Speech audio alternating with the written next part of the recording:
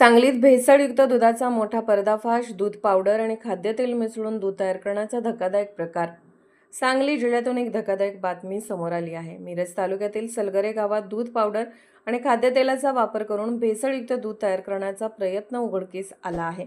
अन्न व औषध प्रशासनाने टाकलेल्या छाप्यात मोठ्या प्रमाणात संशयास्पद साहित्य जप्त करण्यात आले असून 2 दूध उत्पादकांविरोधात गुन्हा दाखल करण्यात आला आहे. ही कारवाई मिरज तालुक्यातील सलगरे गावात करण्यात आली. अन्न व औषध प्रशासनाला या भागात दुधात भेसळ होत असल्याची गोपनीय माहिती मिळाली होती. त्यानंतर सहाय्यक आयुक्त निलेश मसारे यांच्या मार्गदर्शनाखाली पथकाने सकाळी लवकर सापळा रचून छापा टाकला. या कारवाईत रामचंद्र पाटील आणि बजरंग पाटील यांच्या शेतावर संशयास्पद साहित्य आढळून आले. एका ठिकाणी 3 पोती दूध पावडर, 10 लिटर खाद्यतेल आणि 60 लिटर दूध जप्त करण्यात आले. प्राथमिक चौकशीत हे साहित्य दुधाचे फॅट आणि प्रमाण कृत्रिमरित्या वाढवण्यासाठी वापरण्याचा प्रयत्न होत असल्याचे समोर आले. दुसऱ्या ठिकाणीही 24 लिटर खाद्यतेल आणि दूध पावडर आढळून आले.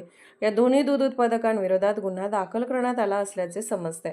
तसेच जप्त केलेल्या दुधाचे नमुने प्रयोगशाळेत तपासणीसाठी पाठवण्यात आले आहेत.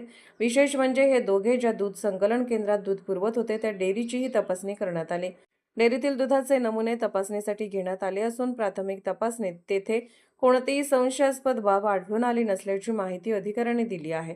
या कारवाईत अन्न व औषध प्रशासनाचे अधिकारी प्रवीण दिनकर, अनिल पवार, आवडे मॅडम, आनंदा कबाळे तसेच पुणे येथील 2 अधिकाऱ्यांनी सहभाग घेतला.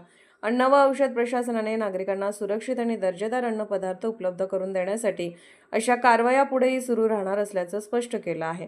दुधामध्ये भेसळ झाल्याचं अंतिम सत्य प्रयोगशाळेच्या अहवालानंतर स्पष्ट होणार असले तरी या कारवाईमुळे जिल्ह्यातील दूध व्यवसायात एकच खळबळ उडाली आहे.